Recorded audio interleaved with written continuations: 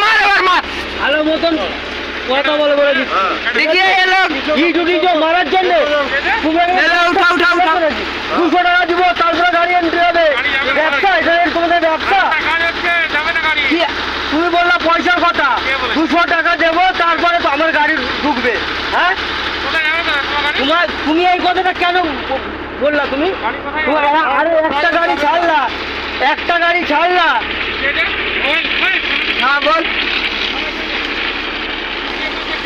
না না ভিডিও হবে না। তুমি ইট তুললা কেন মারার জন্য? ইট তুললা কেন? হ্যাঁ ইট তুললা কেন মারার জন্য? তুমি সেটা বলো, ইট তুললা কেন?